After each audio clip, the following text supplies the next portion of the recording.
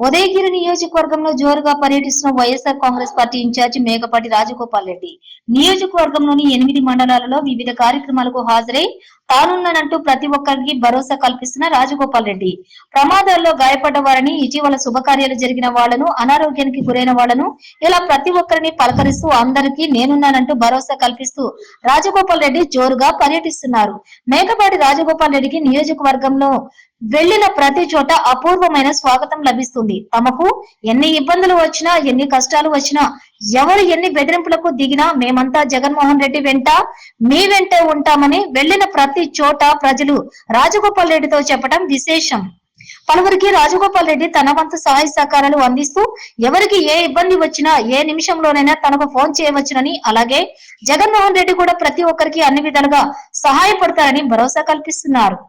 గతంలో రాష్ట్రంలో ఇలాంటి పరిస్థితులు ఎప్పుడూ లేవని, ప్రస్తుతం కక్ష సాధింపులు జోరుగా కొనసాగుతున్నాయని, ఇవి మంచి పద్ధతి కాదని, ఇకనైనా అభివృద్ధిపై దృష్టి పెట్టాలని కూటమి ప్రభుత్వానికి చురకలు అంటించారు. ఏదేమైనా మేకపాటి రాజగోపాల్ రెడ్డి నియోజకవర్గం ప్రజలకు గట్టి భరోసా కల్పిస్తూ 8 మండలాలలో జోరుగా పర్యటించడం పట్ల ఉదయగిరి నియోజకవర్గం ప్రజలు హర్షం వ్యక్తం చేస్తున్నారు.